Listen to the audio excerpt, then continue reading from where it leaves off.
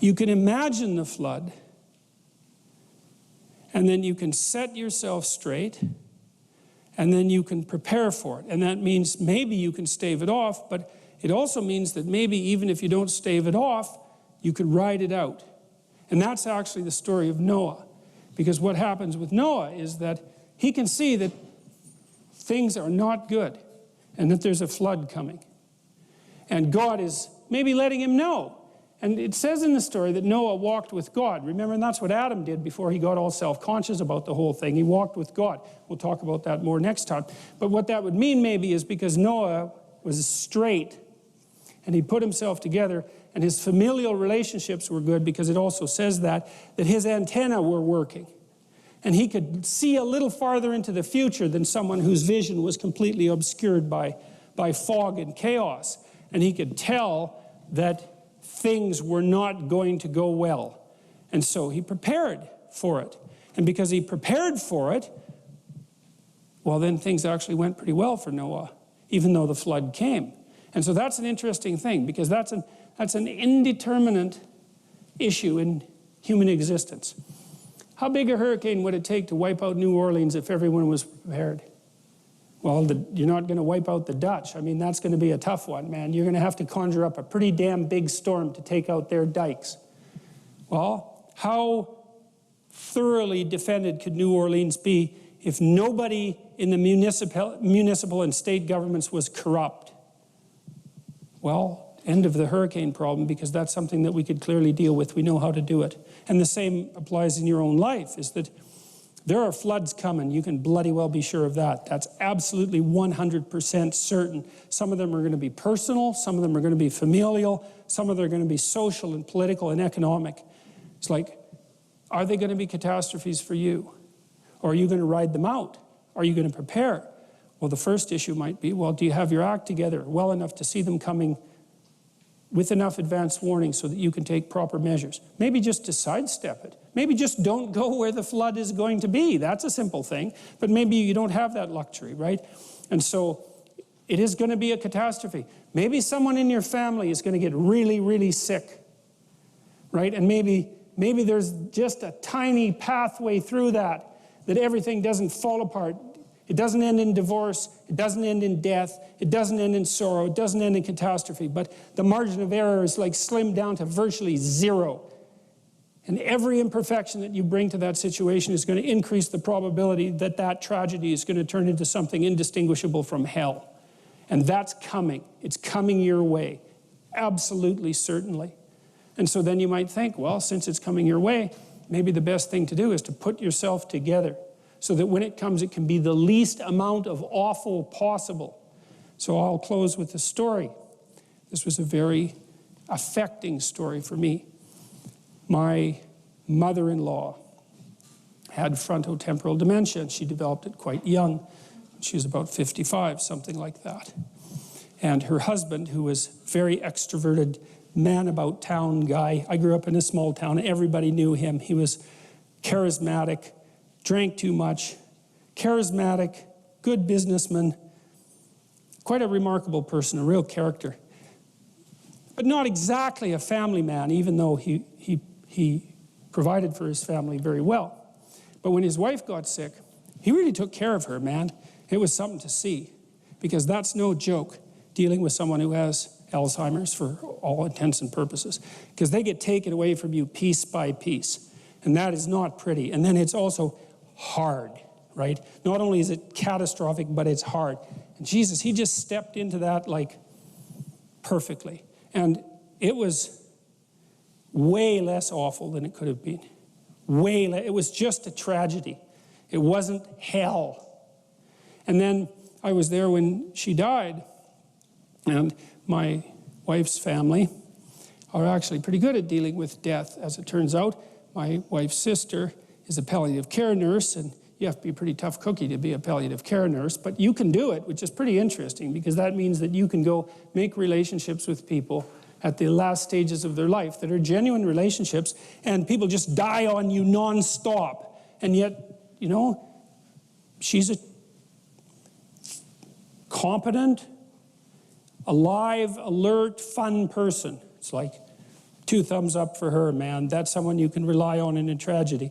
And her other sister is a pharmacist, and my wife has volunteered in palliative care wards and is also very good at taking care of people who are genuinely not in good health. And so we were there when my mother-in-law died. And of course, you can imagine, here's a deathbed situation for you. Your mother-in-law is dying and everyone's at each other's throats. It's like, you think that's uncommon, then your eyes aren't open, because it's plenty bloody common. And then it's not just a tragedy, it's hell. And like, maybe you can stand the tragedy, but you can't stand the hell. And in this situation, that isn't what happened, is everybody pulled together, and what happened was, well, she died. But what was so interesting was the family actually came together more tightly as a consequence. And so, although there was something taken away on the one hand, there was something gained on the other that wasn't trivial. And I'm not trying to be all optimistic and, you know, isn't the universe a wonderful place about all this? Like, someone died in an ugly way, and it was harsh.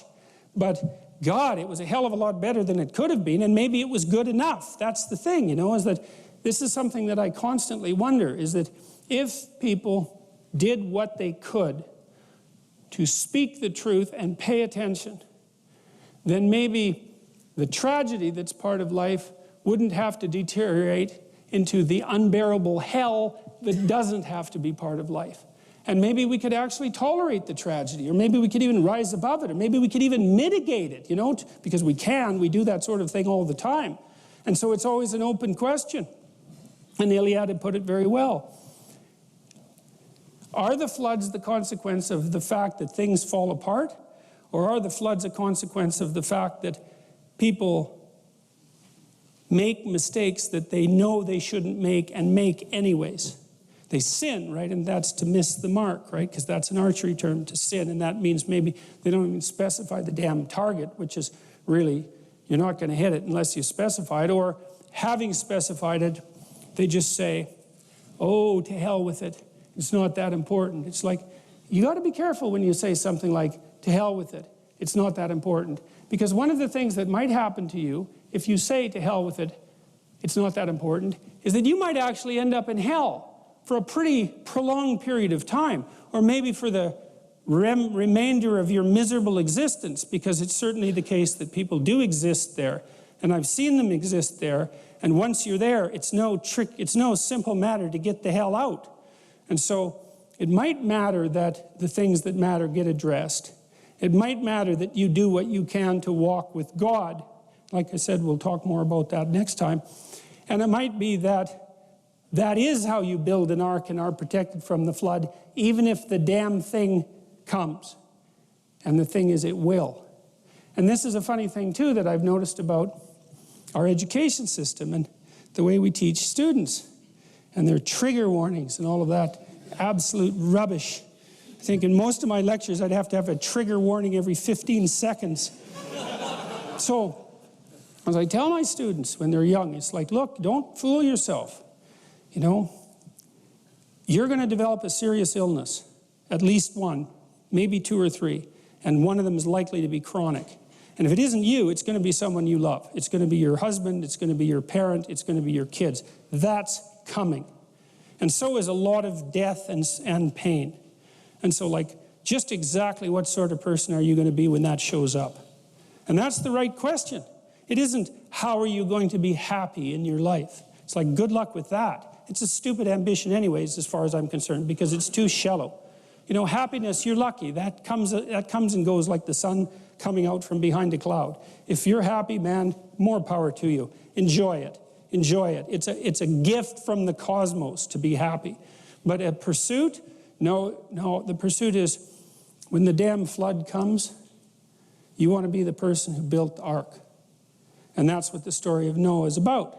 And the thing is, the flood is always coming. And that's another thing that's worth commenting on with regards to this story is, you know, there's an apocalyptic element to the Judeo-Christian tradition. There's an idea that the end of the world is always at hand and that you should prepare to be judged. And the thing about that is, it's true. And the reason it's true is because the end of your world is at hand. And it will certainly come. And when it comes, you will be judged.